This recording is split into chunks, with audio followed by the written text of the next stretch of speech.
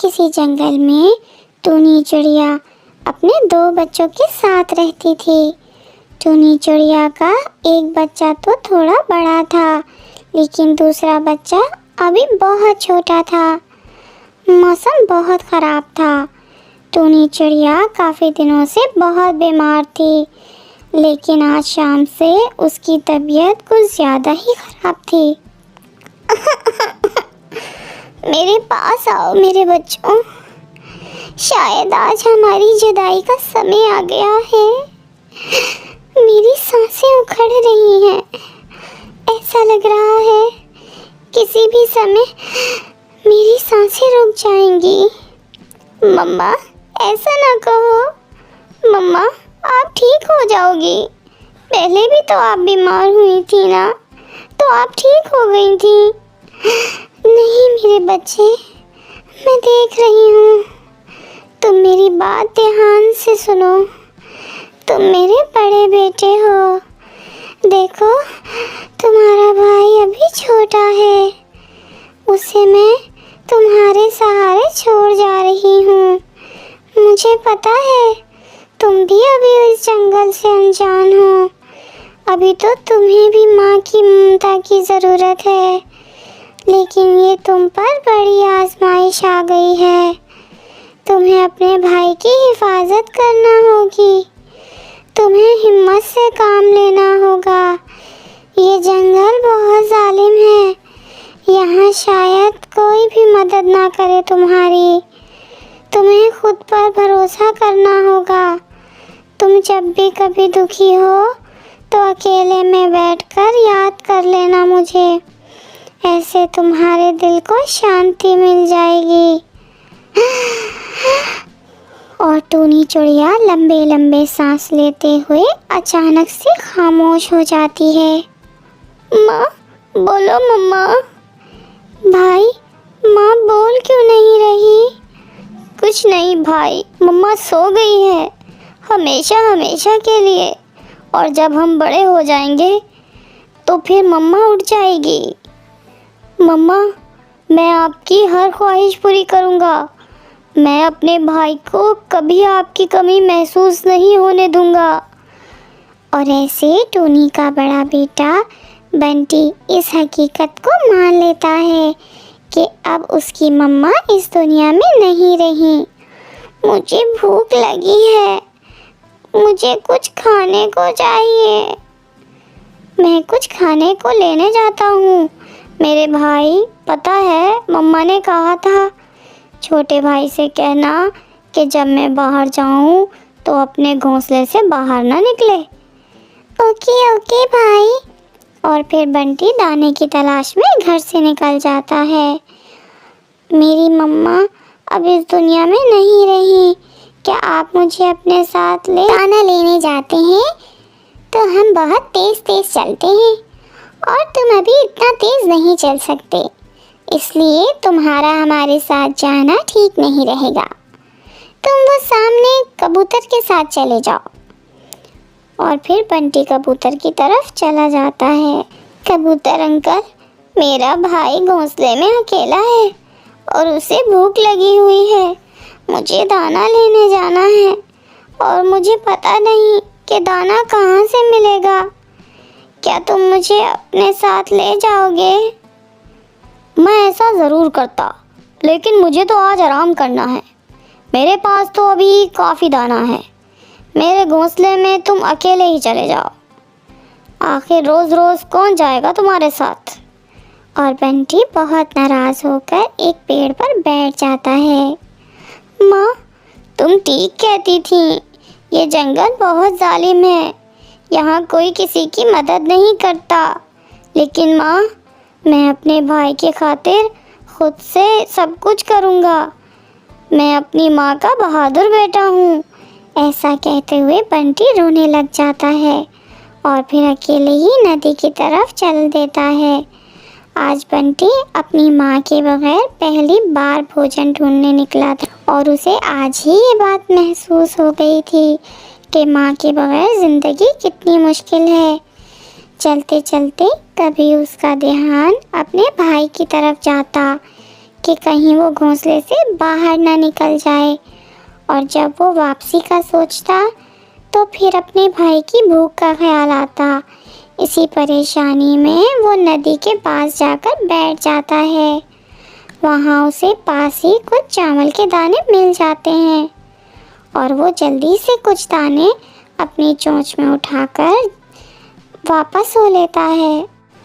भाई, तुमने इतनी देर कर दी आने में। पता है, मुझे बहुत ज़ोर की भूख लगी हुई है। ये देखो, मैं अपने प्यारे भाई के लिए चावल के दाने लाया हूँ। तुम्हें पसंद है ना चावल के दाने? हाँ, मुझे बहुत पसंद है। आज पहले दिन बंटी अपनी माँ के बगैर अपने भाई और खुद के लिए दाना ढूंढ लाता है।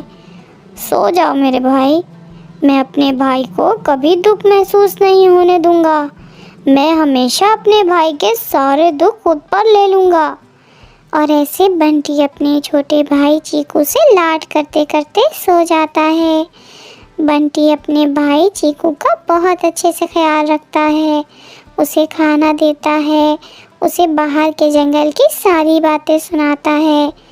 ऐसे ही दिन और रात गुजरते गए और फिर चीकू बड़ा हो जाता है। चीकू बहुत लाड और प्यार में पला बड़ा था। बंटी ने कभी भी उसे कोई दुख ना आने दिया था। चीकू, तुम आज फिर कौवों के पास गए थे ना? पता है, मम्मा मुझे कौवों के पास जाने से मना किया करती थी। भाई, तुम बड़े हो, इसका मतलब ये नहीं कि मैं हर जगह आपसे पूछ कर जाया करूं। अब मैं भी बड़ा हो गया हूं, अपना अच्छा बुरा जानता हूं। फिर बंटी खामोश हो जाता है। लेकिन चीकू की दोस्ती कौवों से हो गई थी। वो रोज़ घर से निकलते ही सीधा कौवों के पास चला जाता। सुनो, क्या तुम देख रहे हो कितना प्यार है बंटी और चीकू में? हाँ, वो तो है। और तुम ये भी जानते हो, मुझे बहुत मज़ा आता है ऐसे प्यार में लड़ाई डालकर। वो कौन सा तुम्हारी नई आदत है? चीकू बता रहा था कि बंटी उसे हमारे पास आने से मना करता है। क्यों ना इन दोनों भाइयों में लड़ाई कराई जाए। खाओ खाओ, ये तुम्हारा अपना ही घर है। आखिर कब तक बंटी के सहारे अपना जीवन गुजारोगे? तुम अब बड़े हो गए हो, खुद से जीना सीखो। क्या मतलब? मैं समझा नहीं। तुम बंटी से कहो कि अब जो दाना हम दोनों लाएंगे वो इकट्ठे नहीं खाएंगे, बल्कि अपना अपना दाना बांट कर खाएंगे। तुम तो बहुत मेहनती हो। बंटी हर वक्त अपना बड़ा होने का रोब तुम पर झाड़ता रहता है। बात तो तुम्हारी ठीक है, आखिर मैं भी अब बड़ा हूँ। गौरी ऐसे चीकू को अपनी बातों में लाती है और चीकू समझता है कि गौरी को उसके साथ बहुत हमदर्दी है।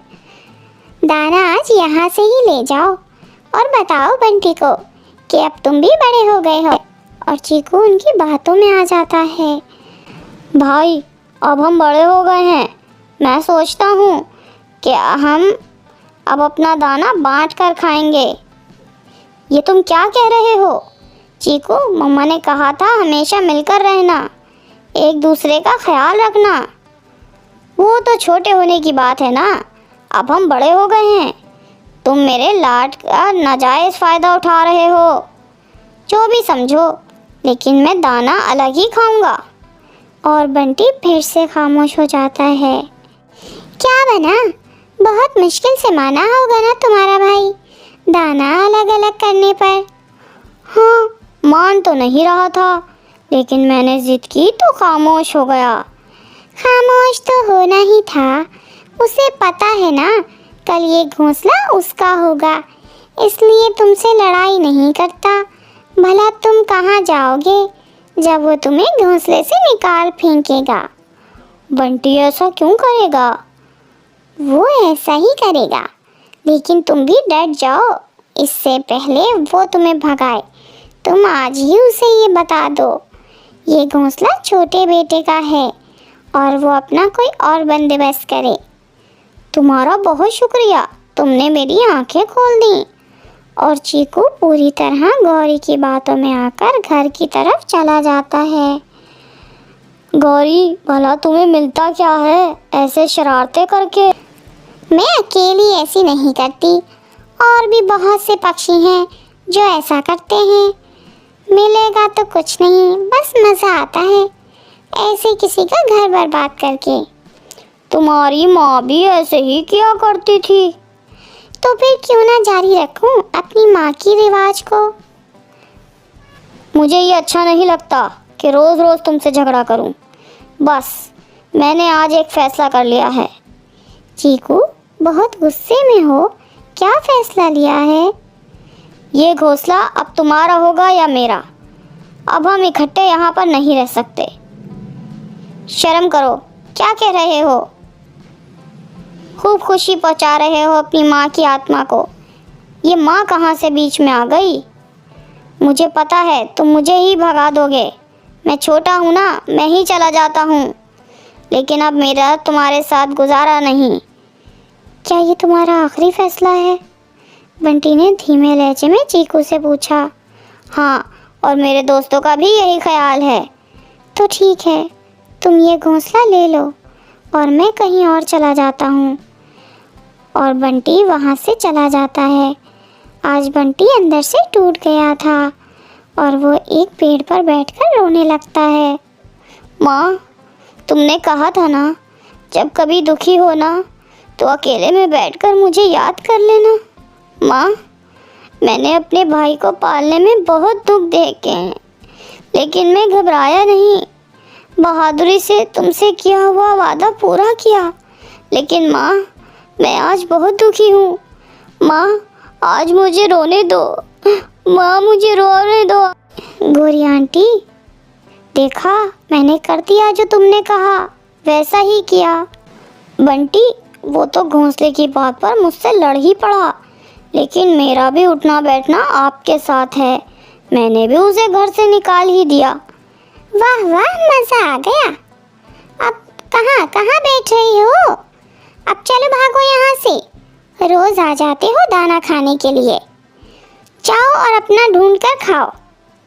क्या आंटी, क्या हो गया अचानक से? जाओ बाबा, तुम यहाँ से। तुम्हारी आंटी की मुराद पूरी हो गई है। अब मुझे तुमसे कोई काम नहीं, भाग जाओ यहाँ से। और चीकू हैरान होकर वहाँ से निकल जाता है। जल्द ही उसे एहसास हो जाता है जो उसने कौवों के कहने पर अपने भाई से किया। वो जल्दी से इधर उधर अपने भाई को ढूंढने के लिए जाता है, लेकिन बंटी अब शायद बहुत दूर निकल गया था। इस कहानी से हमें ये सबक मिलता है, अपने हमेशा अपने होते हैं। गैरों की बातों में आकर अपनों से ऐसी बातें नहीं करनी चाहिए जिसका पछतावा सारी ज़िंदगी रहे, क्योंकि मुंह से निकली बातें और गुज़रा हुआ वक्त कभी वापस नहीं आता है। अगर आपको वीडियो पसंद आए तो चैनल को सब्सक्राइब और वीडियो को लाइक और शेयर करें अपने दोस्तों के साथ।